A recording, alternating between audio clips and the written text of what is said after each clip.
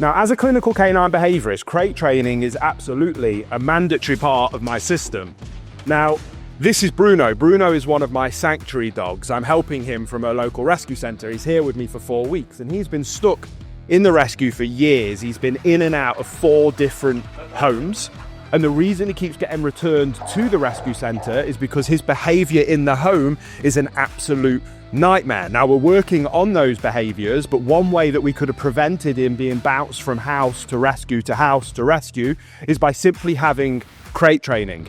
Crate training is the most important solution when it comes to all behaviours inside of the home, and is why every single dog, in my opinion, should be crate trained. And in this video, I'm going to talk about the biggest mistakes people make when it comes to crate training, so that you don't make those same mistakes at home and can have a perfect canine companion that is perfectly crate trained. So you might be asking the question in your bed, why are crates so important? Why is it a mandatory part of my system? Well, again, as a clinical canine behaviourist, my job is to help people when things have gone terribly wrong. And nobody gets a dog expecting things to go wrong, but it is shocking just how often it does go wrong. Again, this is another dog in my sanctuary project. His name is Reggie, and he's been stuck in a rescue for 4 years. The people that bought him wasn't intending for him to be stuck in a rescue for 4 years, but that is the reality of so many dogs. Now, when it comes to behaviour, I break it down into one of 2 categories: problem behaviours in the home and problem behaviours outside of the home. When it comes to problem behaviours outside of the home, loose lead walking fixes 99% of those problems. When it comes to problem behaviours in the home, crate training fixes 99% of those problems. And what are those problems? Well, are you having difficulty toilet training your dog? It's 10 times easier when you use a crate, because dogs are denning animals and don't like to have accidents inside their own crate. Has your dog got separation anxiety? The crate is the single best solution to fix separation anxiety.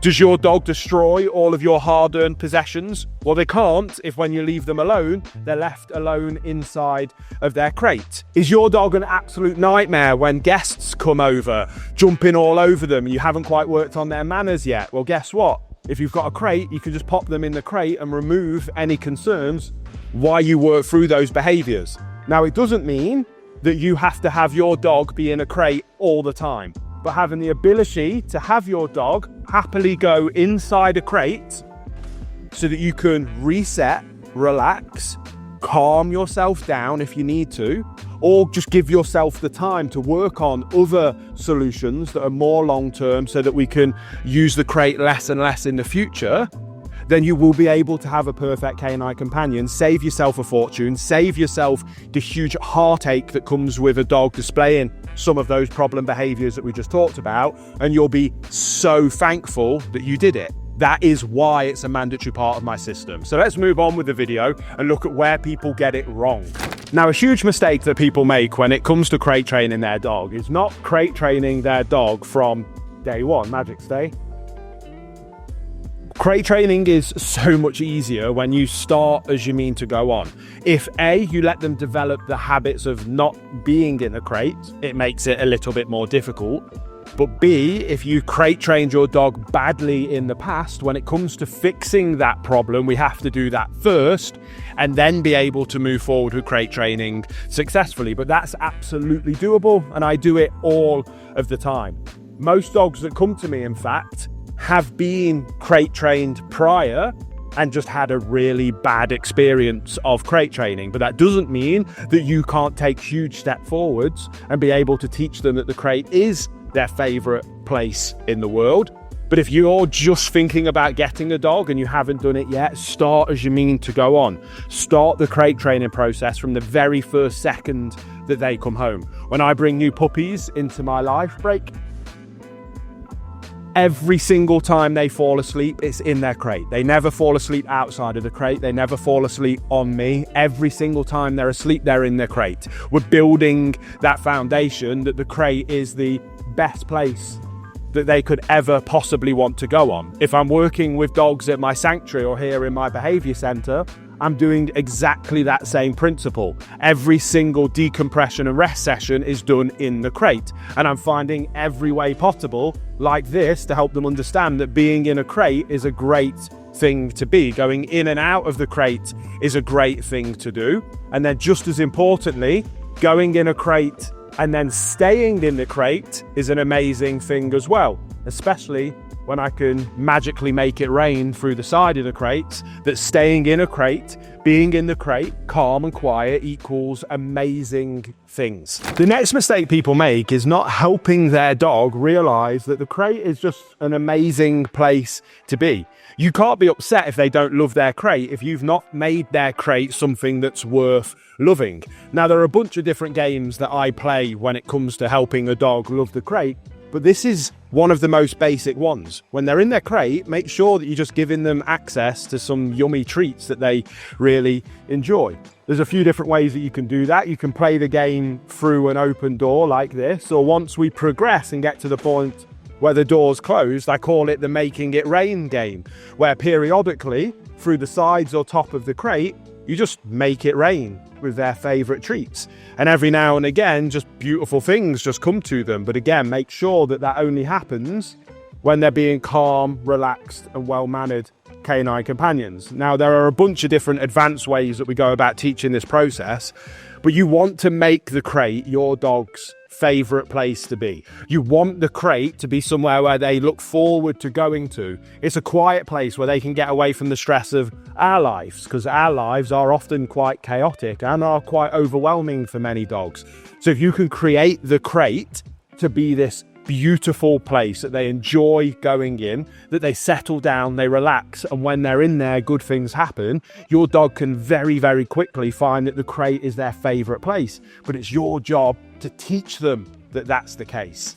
Now, before we look at the next mistake, guys, I do understand that you might be going, okay, cool, I'm on board with crate training, but where do I even start? Or actually, I think I've made some of them mistakes and that's why my dog doesn't like the crate. Well, it's okay, because that can be reversed. And if you've never crate trained before but realized and agree with me that you absolutely should, then it's really easy to crate train your dog from scratch. And to help people do that, I created my crate training masterclass. Now, that is included in my Perfect Canine Companion course, which doesn't just include the crate training course, but it also includes my reactivity course, my loose lead walking course, my recall course, my obedience course, my manners course, my leadership course, my boot camp protocol, literally everything that you could ever possibly need for your adult dog. And if you're watching this video because you've got a puppy, exactly the same thing can be said for my Perfect Puppy course. Now, if you're interested in either of those courses, there'll be a link in the description box below, and I'll be including a special discount to thank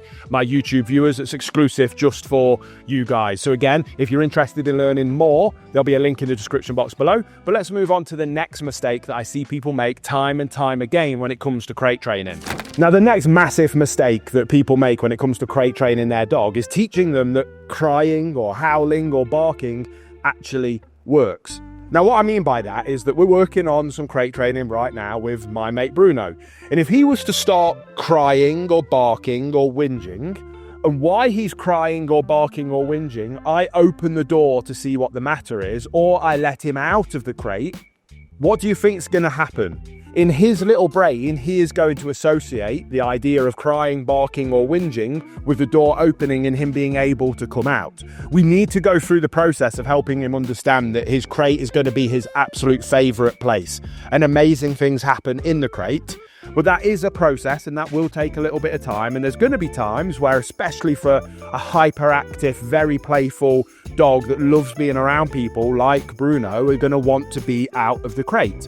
And if when they cry or bark or whinge, that door opens, that's going to reinforce that behavior, and it's going to teach them that that's what they should do next time they're in the crate. And this is something that people do by accident all of the time. So you have to make sure that your dog never comes out of the crate unless they are being calm, quiet, and displaying good manners. And we completely flip the script and we teach them that that's how they come out of the crate, is by being calm and relaxed and waiting patiently. And the last mistake that people make when it comes to crate training their dogs is not knowing how to interrupt bad decisions. Yes, we have to go through the process of helping our dogs love being inside the crate, knowing that the crate is their safe place, their quiet place, a place for them to relax, switch off.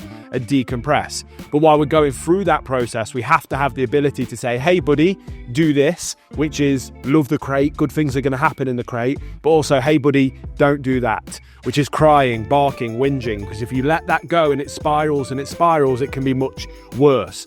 Now again, there's lots of different tips and tricks about how not only do you get your dog to love their crate, but also how you get them to stop displaying those negative behaviors without making them hate their crate as part of that process. And again, all of that is covered in my crate training masterclass, which is in my Perfect Canine Companion course. The best thing about those courses is that the sales of those courses is what funds our sanctuary and helps us work with dogs like Reggie and Bruno that you saw earlier in the video. So if you want more information, again, there'll be a link in the description box below, a special discount waiting just for you if you are interested. But I hope you enjoyed this video. Get out there, crate train your dogs, and I guarantee you it will help you make them the perfect canine companion that you've always dreamed of.